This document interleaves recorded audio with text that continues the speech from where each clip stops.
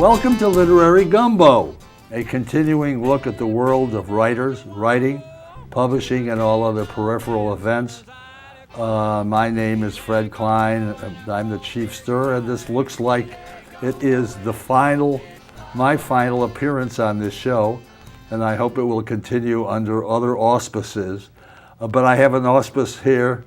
I've never been called that. Who's been here for one of my close friends, Grace Rachow, who's here to ring in the new Santa Barbara Writers Conference and to ring out the old Fred Klein, now goodbye, bye-bye. Welcome, Gracie. Well, thank you. We're really excited to meet again after 46 years of the Santa Barbara Writers Conference, June 17th to 22nd. Absolutely. 22nd? Mm-hmm. 17th to 22nd. Oh, I thought it was the 23rd, but okay. Well, some people linger on till the 23rd. And in fact, the conference does go after midnight on Friday night. Yes, and the people, if they're sober because enough. We have you do the show.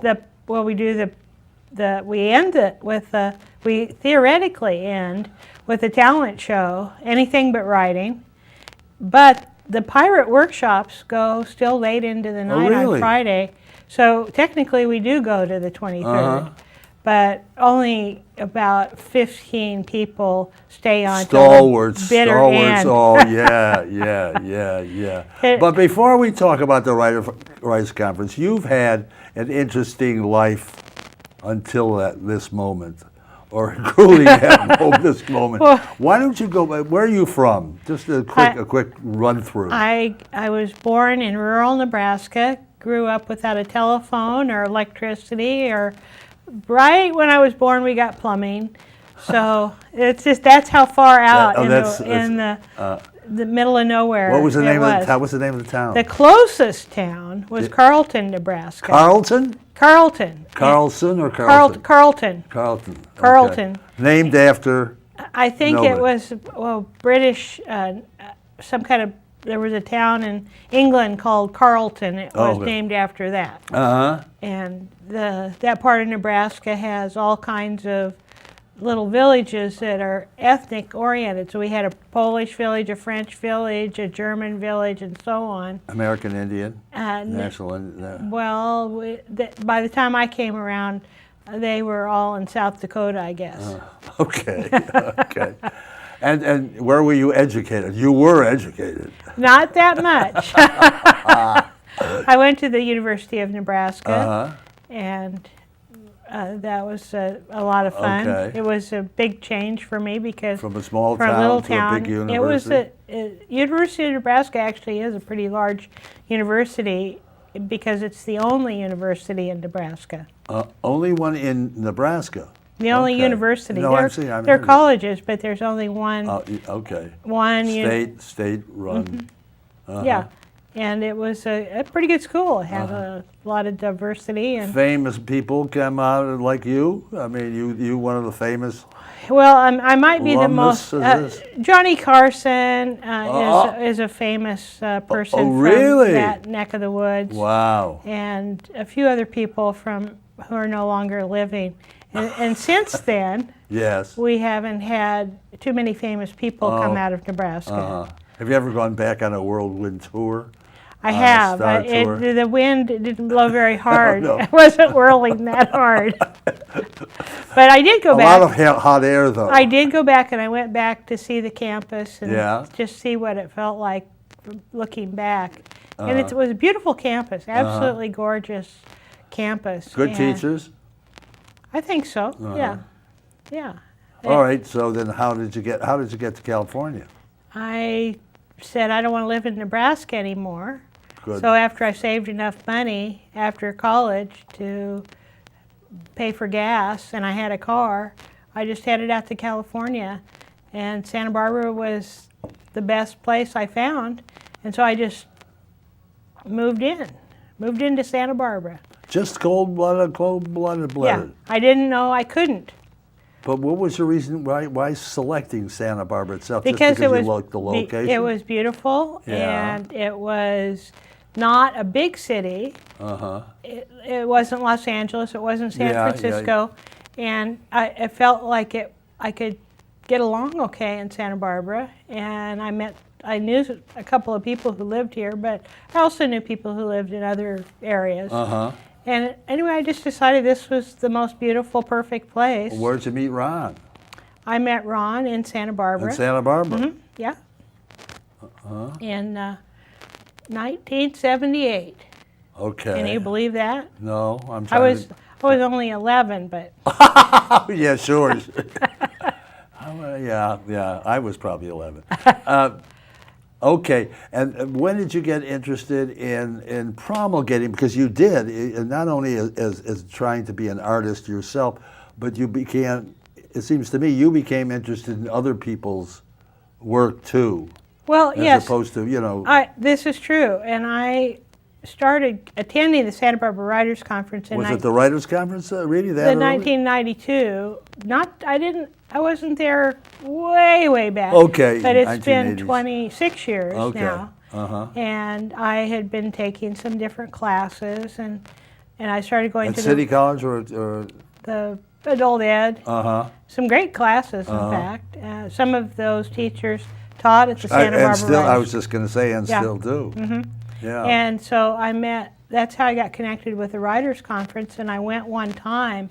The first time is the most amazing experience. Tell me. Well, you can see the first timers because their feet are about this high off the ground. They're just in awe. And it's a very intensive conference because it goes for a week, and it goes almost around the clock. We have morning workshops, afternoon workshops, we have panels, we have evening speakers, and then we have pirate workshops that go into the night. And at all times we have multiple workshops. So it isn't like there's one workshop and then another workshop. We've got like a 12-ring circus going on all the time. And so people have a lot to choose from, and we have a wide range of writers who come, and so they are, it's just a wonderful energy. But wait a second. You're skipping those collection of writings that you used to promote. That was before the Writers You're Conference, thinking of right?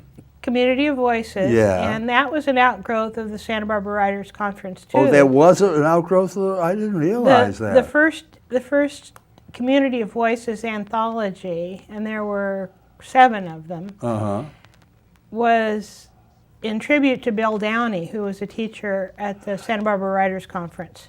Now, stay right there a second. Okay.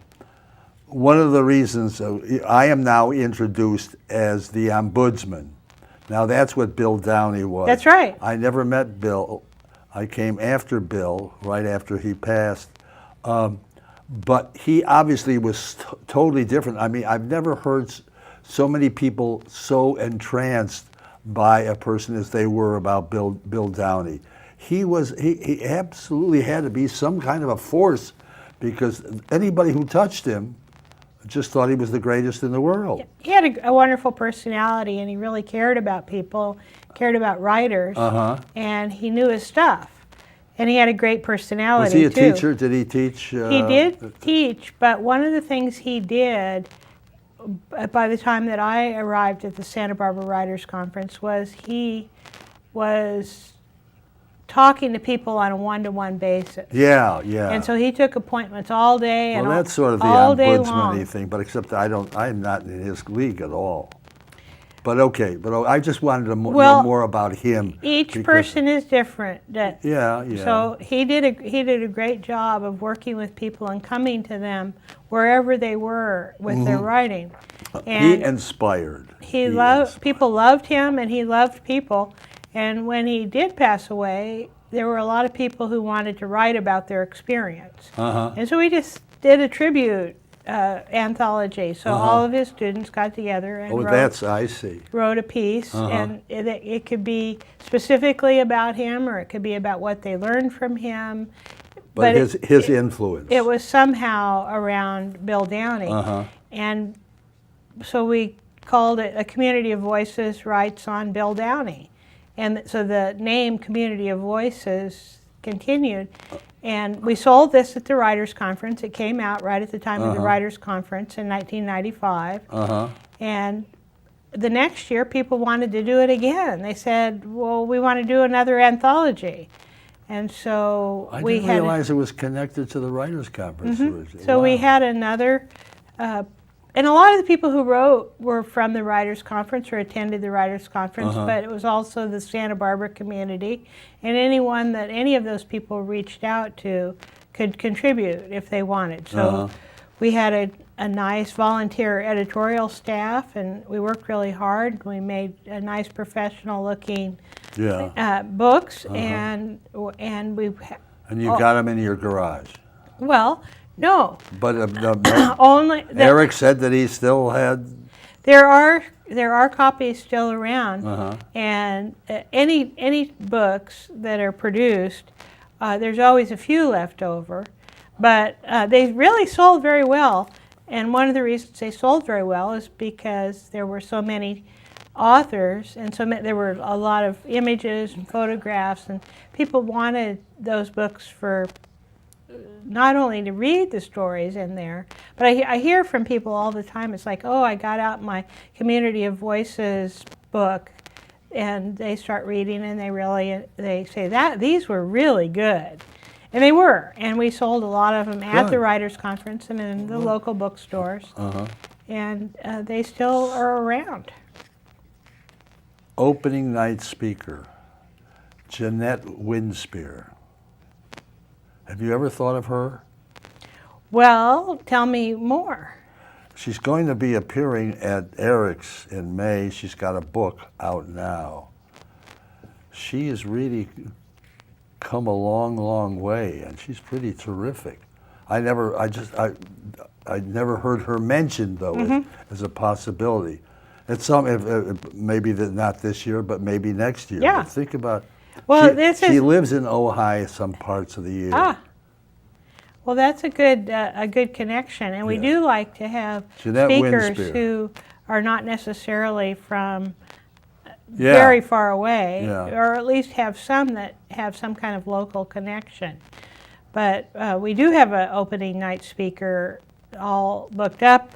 His name is Stephen J. Ross. Now let's get to that. Okay, he's written he's a nonfiction writer, and he's written some very interesting, intriguing books. And the title of his latest is Hitler in Los Angeles. Hitler in Los Angeles? Yes, and it's a very, very intriguing look at some of the history of Los Angeles in that era. Well, why don't you go through them all? You can do it left to right. Right to left if you want to, or upside or down. Well, Pico Iyer will be getting the Ross the McDonald Award, and given by Fred and Susan Gilbranson and the estate of Ross McDonald. So we have the last several years at the Writers' Conference, we've honored a particular author, Dennis Linz, and then Fannie Flagg. Fannie Flagg last year. She was talking about the ambiance and the excitement that can happen. Last year, when Fannie Flagg did her opening speech, there wasn't, as they say, a dry eye on the house. It was one of the most inspiring speeches that I had ever heard, and the audience went crazy. And the audience was that way the whole week. Yeah, it was a great closing night. They were just as excited, and if not even more so, than they were opening night. I think that's true. There was a lot of good energy last year, and hopefully we'll have that energy this year too. I hope some of those people are coming back too. Do we have any idea of what's coming through? There are. Are you talking about the attendees? Yeah. Well, a lot of our attendees come back year after year, but we also have new people every year. Well, but those people last year was was more new attendees than usual. Certainly, as opposed to the year before, which was mostly all re-ups. Well, but last year's actually, electricity, I think, is actually, Fred. One of the interesting things about the Santa Barbara Writers Conference, it's got quite a history. This is the book, right. the Bible on the Santa Barbara Writers Conference, and this tells the first how many 30, years? the 1973 to 2004. Yeah. This was all the time that Mary Conrad and the Conrads were in charge of the Santa Barbara Writers Conference. It's got all the famous, practically every famous American writer appeared sooner or later. It was definitely the literary of writers' conferences. Well, that's one of the reasons that I went. Not that I was one of the literati, but I understood its reputation. Yeah, it had a great reputation. Barnaby knew so many writers. And if he didn't know them, he knew someone who knew them. And but he also, the guy who wrote Roots, I mean, sort of Alex Haley. Alex Haley sort of exploded at the Writers' Conference. That's right. Yeah. There were some amazing... I brought Nick Dunn one year. Nick Dunn was because Nick and Barney had worked together in television in New York. Sure. And so that we got a whole different impression. No, the guest speakers can be wonderful. That's why let's continue it, because I want everybody to know who's going to be there. So Pico Iyer is the opening act, and then Stephen Ross. Who you explained, yeah. And then Eric Puchner, who is primarily known as a short story writer. He writes very wonderful short stories, but he also has novels as well. And so he's coming to speak, and he's a great speaker. We've had him before about 5 or 6 years ago. And he's a very charming and kind of a good-looking guy, too, I think. And then Simon Van Boy, who also has written short stories and novel and some nonfiction, but he gave a very inspiring speech, one that hung around in memory the same way Fannie Flagg's speech did last year. He just was so inspiring. He has an interesting history. He lost his wife when his daughter was quite young, and so he was a single dad. Father. And some of his writing responds to that. But he also now has a new wife, and it's all working out very well. Good. So we love him, and so he's back after about 5 or 6 years. And then we have Janet Fitch, who's very generous in our community. Her first well-known book was White Oleander. And so every few years she comes up with another book. They're always bestsellers. And she often appears at some of the literary events in Santa Barbara. She lives in Los Angeles. Oh, she doesn't. She lives in Los Angeles, but she's close enough to our writing community that she is willing to come and give it. She's a great speaker. And then finally, we have Dara Horn, and her latest book is about a 1,000-year-old woman who can't die. She's 1,000 years old, living in modern times, but she has this whole history going back 1,000 years. And she's had children, generations of children. So she's older than me. She's even older than you, Fred. Jesus. Yeah, so it's a really her particular book I haven't read yet, but I'm really looking forward to reading it before the conference, because what an interesting and it's doing really well. And I think it's an interesting subject. Yeah. And she has she has a nice family of kids. She's not very old, but she has, I can't remember if I think it's 4 children. And she looks young as well. Yeah, she looks young, and I think she is young. These are all evening speakers. These are all the evening speakers. Are you having 4 o'clock speakers? First, are you going to allow the public into events? What is your attitude? Only if they'll bring $10. Oh, okay. But So- now, and even the 4 o'clocks now. Even you're the 4, allowing? all of the. Because this is a relatively new Yes, thing that the you've last, tried out. This will be the 3rd year that The we're opening the afternoon panels to the Yeah. public. Uh-huh. And this is a great way for people to get Absolutely. familiar with the conference. Come and get. Well, you've had some interesting 4 o'clocks. Yes, yeah, absolutely. We have 2 of our panels are going to be people with new books, but we'll have 4 new books. Okay. So they're all excited to talk about their new book. Uh-huh. And we have 2 agent panels, and I hope you'll be willing to moderate one of those panels. Probably the last time, but yes, I would love to. And then we have a marketing panel, which is... Are the agents relatively the same number of people coming that We have, there are 2 panels with 5 agents each. yeah. If everybody makes it. Yeah, if my friend Paul doesn't always make it. Yeah. Well, just last year. No, actually a couple years ago. I know one other year he wasn't able to make it either. But and then right in the middle of the week, Starshine Roshell is going to be speaking in the afternoon. Starshine is? Yes, Starshine. Has she got a new book, or is she just... Well, she's going to be writing on, reading, speaking, writing, whatever you want to call it. She's going to be speaking on having courage to write. And she writes very edgy stuff, very humorous, marvelous. Absolutely marvelous. I can't wait to read her column every Thursday. I know. It's just too much. Yeah, so she's also very, funny and charming in person. No nonsense too in some ways. I remember running into her one time.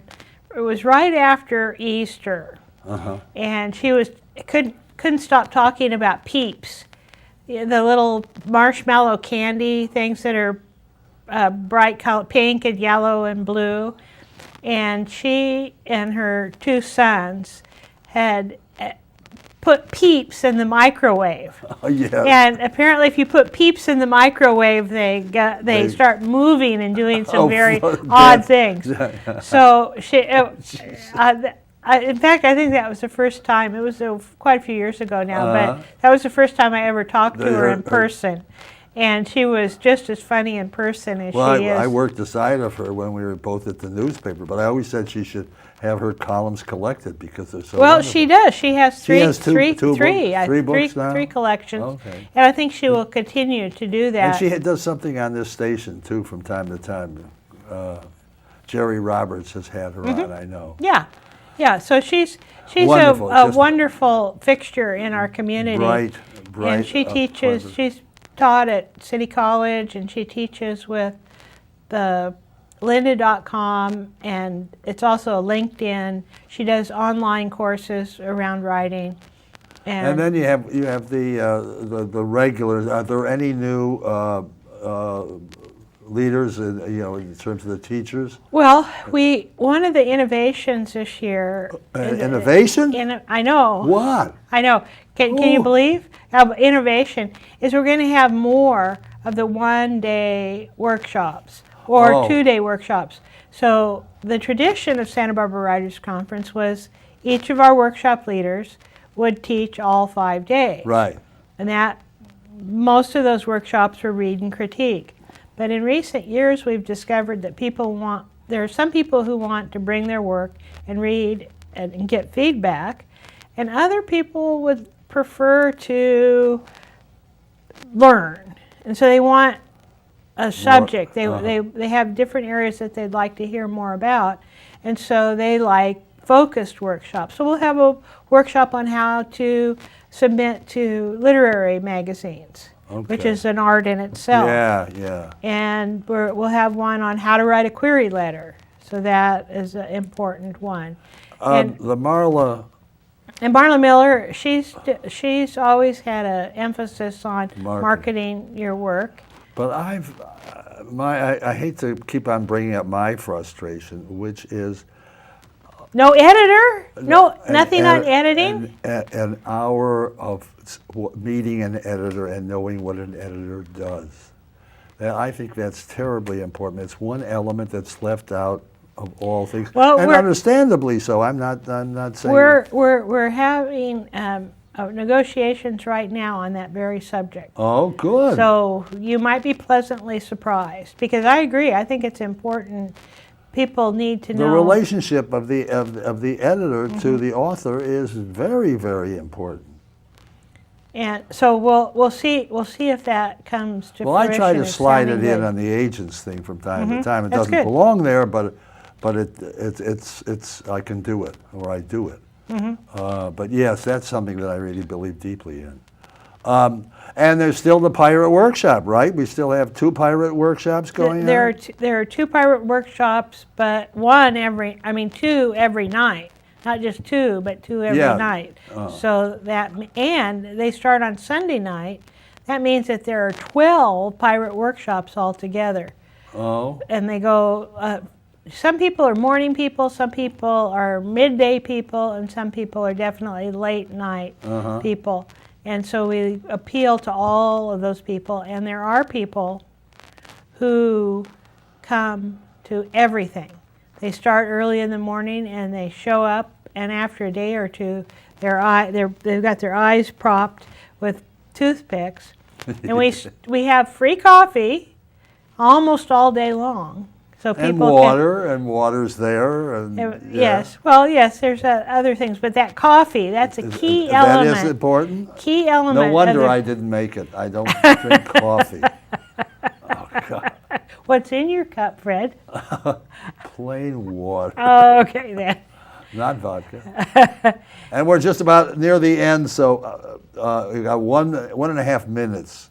What would you like to? What do you want to say? Do you want to? Is there a website that they can get information? Why don't you give the details? details? Yes, the website is sbwriters.com. sbwriters.com. And this is a literary tradition that's been going on now. This will be the 46th year. 46 years. And there's no way that a writer can't benefit from coming.